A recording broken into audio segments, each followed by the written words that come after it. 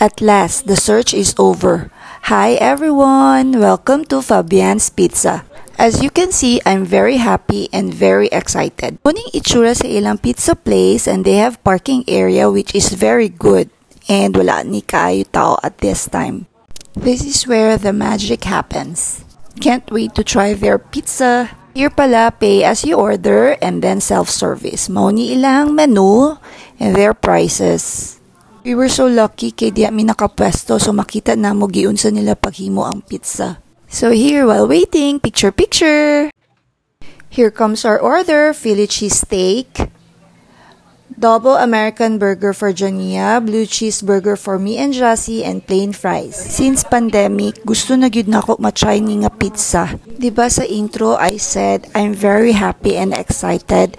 Let me explain. Gikan mi sa GSIS but we were told na close na daw.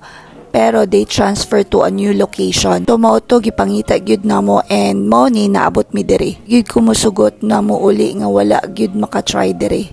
So here I'm enjoying the pizza. Careful lang if dili kay mo mahilig og halang kay katong sauce na yellow is medyo spicy. As you can see, na-enjoy gyud nako ang pizza. Kana ganing soft ang crust and then pagod-pagod gamay. Wow, perfect yun sa akong panlasa. For me, 10 over 10 plus ang toppings sarap.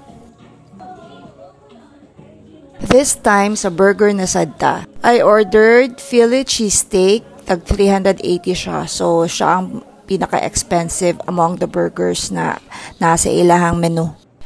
All I can say is very juicy and very tasty ang iyahang patty. What I like about this burger is wala siya gitipid sa ingredients. If gutom ka, enough yun ni siya na mapabusog ka niya. This is me enjoying my meal. For me, perfect combination yun ang burger, fries, and pizza. If naga-crave mo og burger and pizza, the best place is Fabian's Pizza. A must visit yun siya. Curious ka, nahurot ba na ako kong burger? Yes, definitely. Plus, nakatulog ko ka pizza and ang fries. Daghan pa mo pangutana, please visit their Facebook page. Overall, the service was good. We had a great time, plus busog. Kita-kits pohon, thank you for watching and God bless.